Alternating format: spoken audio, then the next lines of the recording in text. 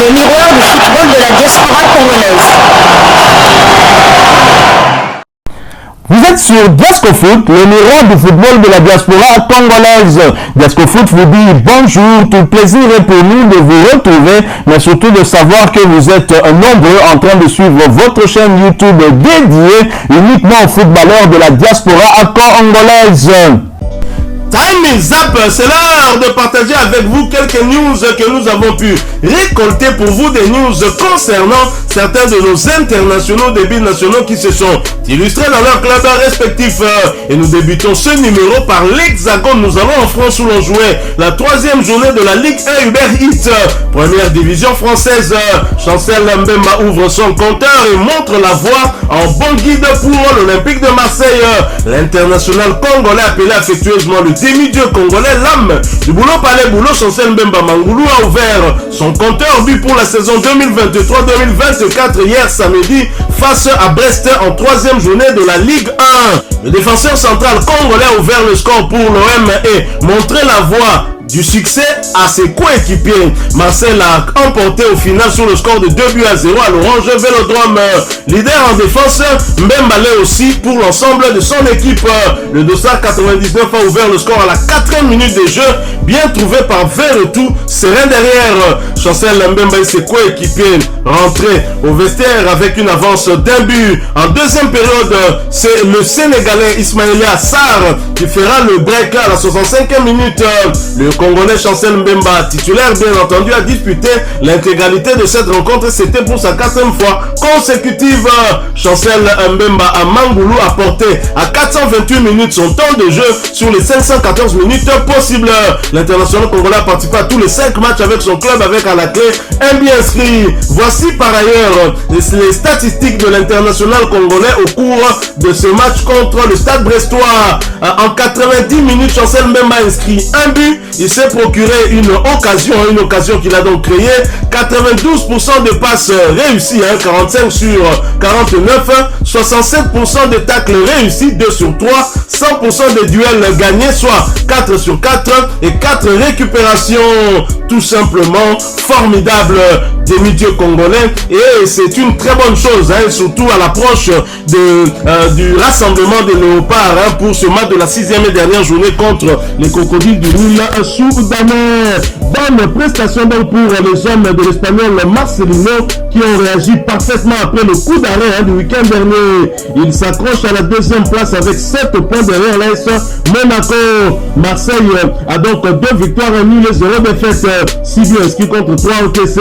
Prochain rendez-vous pour le Marseillais, ce sera pour le compte de la 4e journée de la Ligue 1 et le déplacement sur le terrain du FC de notre international congolais Samuel Moutoussamy. Ce match est prévu pour le vendredi 1er septembre 2023 sur le coup de 20h heure de Kinshasa. Nous restons toujours en Ligue 1 française pour le compte de cette 3e journée. Le FC Nantes qui recevait l'AS Monaco a partagé le point score final 3 buts partout. Samuel Moutoussamy a débuté ce match sur le banc. Il a néanmoins fait son entrée en jeu à la 61e minute de jeu, portant ainsi à 137 minutes son temps de jeu sur les 294 minutes possibles. L'international congolais a néanmoins participé à tous les 3 matchs avec son club. Nantes a 0 victoire, 1 nul et 2 défaites, 4 buts inscrits contre 7 encaissés.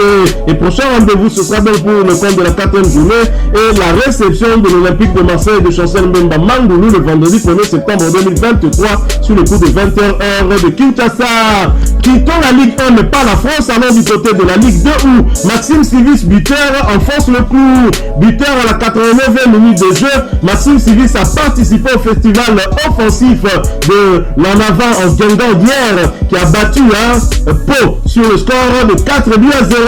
Il s'agit du tout premier but de la saison pour l'ex-international U17 congolais qui évolue au poste de latéral droit. Bonne chance pour la suite. Nous restons toujours en Ligue 2 où Vital Ntimba et les Girondins Bordeaux mettent fin à la série d'invincibilité d'Amé SC de Gaël Kakout en l'emportant sur le score de 2-0. Titulaire, nos deux léopards ont disputé l'intégralité de cette partie. C'était bien évidemment toujours pour le compte de cette 4e journée. Toujours en Ligue 2, Rodez qui recevait Valenciennes, nouvelle équipe de Dodi Lillet pour Maccabi pour le compte de cette 4e journée, a été battu à domicile sur le score de 0 contre 1. Titulaire, le gardien international congolais Lionel Passinzaï a disputé l'intégralité de ce match pour sa 4e fois consécutive, portant ainsi à 389 minutes son temps de jeu sur les 389 minutes possibles. Le gardien international congolais participe à tous les 4 matchs avec son club qui occupe la 14e place de Ligue 2 avec une victoire, un nul et 2 défaites. 3 buts inscrits contre 4 encaissés. Prochain rendez-vous pour Rodez et Passinzaï, ce sera pour le compte de la 5e journée du même championnat et le déplacement sur le terrain de Pau le samedi 2 septembre 2023 sous le coup de 18h de Kinshasa. Nous quittons la France, nous allons cette fois-ci du côté de UK et United Kingdom en Angleterre. On a joué la 3e journée de la première ligue anglaise, championnat anglais de première division, avec un Yohan Wissa dans le 11 de départ. Brentford fait un match nul contre Crystal Palace de Philippe Mateta. Brentford a donc partagé le point, score final, un but partout. Yohan Wissa, titulaire, a disputé l'intégralité de cette rencontre pour sa 3e titularisation consécutive. Il a donc porté à 247 minutes son temps de jeu sur les 291 minutes possibles. L'international congolais a participé à tous les 3 matchs avec son club avec à la clé 2 buts inscrits. De l'autre côté, Jean-Philippe Mateta n'était pas titulaire, mais on a fait son entrée en jeu à sa 11e minute de jeu. Mateta a porté à 25 minutes son temps de jeu sur les 290 minutes possibles. Le binational congolais a participé à un des 3 matchs avec son club. Brentford occupe la 6e place de la première ligue anglaise en attendant les autres matchs avec une victoire 2 nuls et 0 défaite. 6 buts inscrits et 3 buts encaissés. Prochain rendez-vous pour Yohan Wissa et Brentford, ce sera pour le compte du 2e tour de la Coupe de la Ligue anglaise et le déplacement sur le terrain de Newport County. Ce match est prévu pour le mardi 29 août 2023 sur le coup de 19h45 de Kinshasa. Quant à Crystal Palace, occupe la 10e place de la première ligue avec une victoire, un nul et une défaite. 2 buts inscrits et 2 encaissés. Prochain rendez-vous pour Crystal Palace et Jean-Philippe Mateta, ce sera également pour le compte du 2e tour de la Coupe de la Ligue anglaise et le déplacement sur le terrain de Plymouth Argyle. Ce match est prévu pour le mardi 29 août 2023 sur le coup de 19h45 de Kinshasa. Nous restons toujours en Angleterre pour le compte de cette 3e journée de la première ligue anglaise. Manchester United qui recevait Nottingham Forest l'a battu difficilement sur le score de 3 buts à 2. Titulaire, Aaron Wan-Bissaka a disputé l'intégralité de ce match. Il s'agissait de sa 3e titularisation consécutive. Aaron Bissaka a donc porté à 270 minutes son temps de jeu sur les 305 minutes possibles. Le binational congolais, peut-être futur international congolais, a participé à tous les 3 matchs avec son équipe avec à la clé une passe décisive délivrée. A noter qu'il reste éligible pour jouer avec les Léopards, espérant qu'il va rejoindre la tanière dans les mois ou dans les semaines ou les mois à venir. Manchester United est 5e après cette victoire en attendant les autres rencontres avec 2 victoires, 0 nul et une défaite. 4 buts inscrits contre 4 encaissés.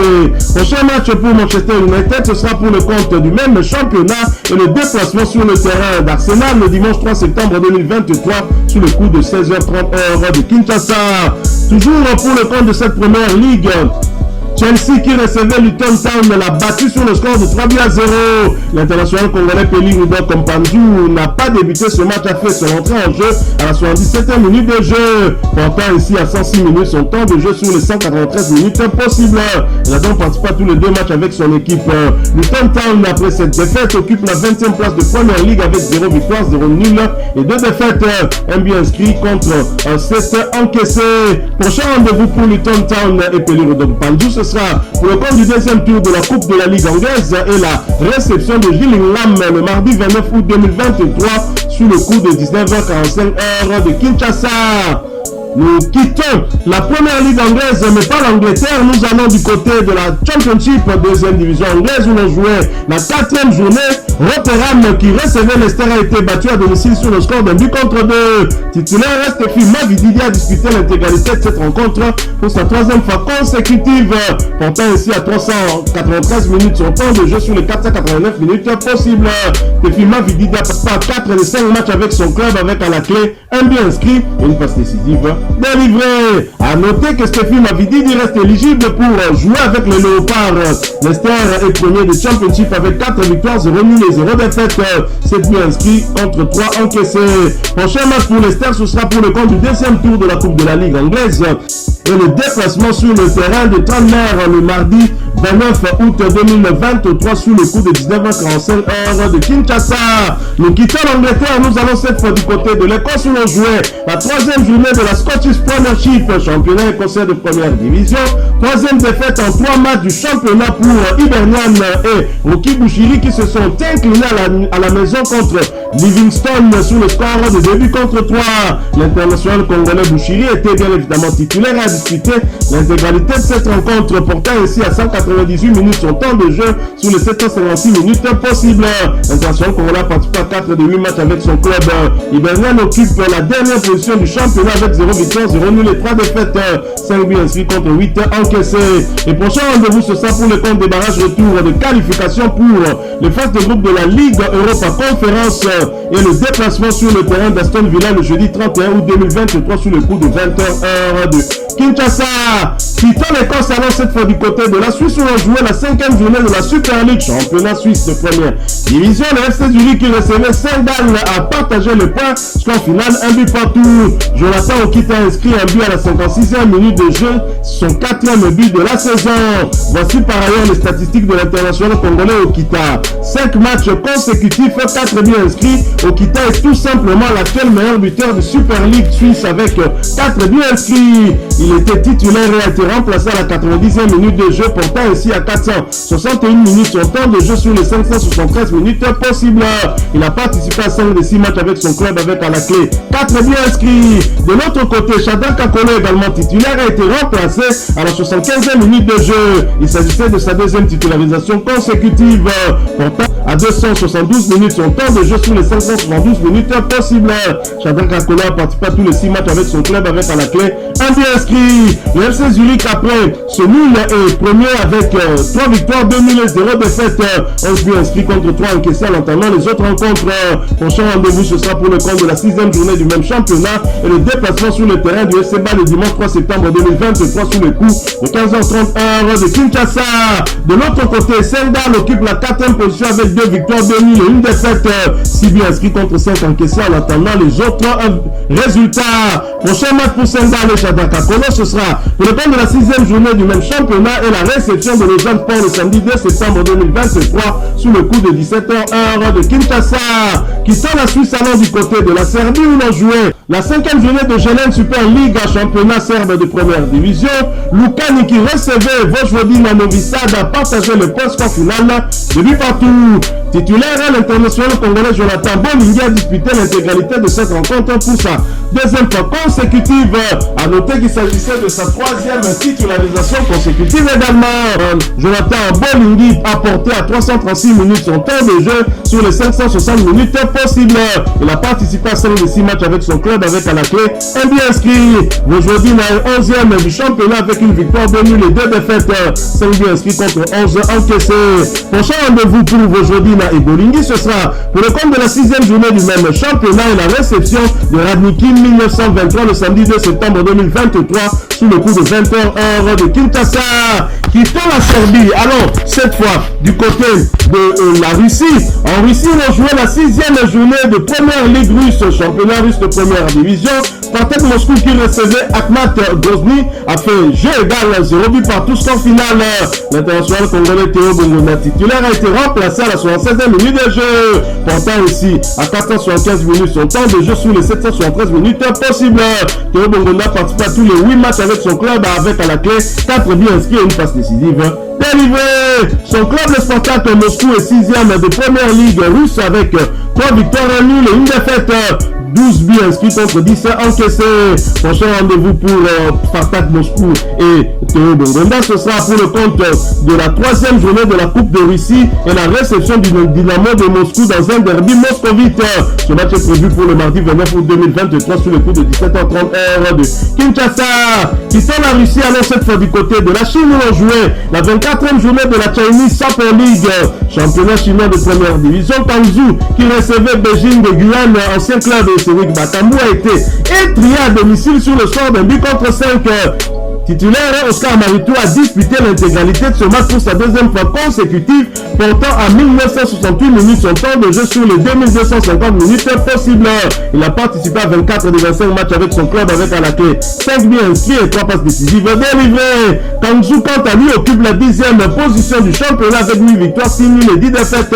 28 buts inscrits contre 43 encaissés. Prochain match de Guangzhou et Maritou, ce sera pour le compte de la 25e journée et le déplacement sur le terrain de Yuan Football le vendredi 15 septembre 2023 sur le coup de 12h35 heure de Kinshasa. Voilà, nous sommes arrivés à la fin de ce sujet. Si vous l'avez aimé, n'hésitez pas à nous laisser un maximum de j'aime. N'hésitez pas non plus à partager avec nous votre opinion. Si vous en avez une par rapport au sujet que nous venons de vous proposer, laissez-la nous à travers un commentaire. Abonnez-vous si vous êtes nouveau ou ancien que vous ne vous êtes pas encore abonné sur cette chaîne Diascofoot, parce que nous sommes le miroir du football de la diaspora congolaise. Et n'oubliez pas qu'en vous abonnant apparaîtra une petite cloche de notification.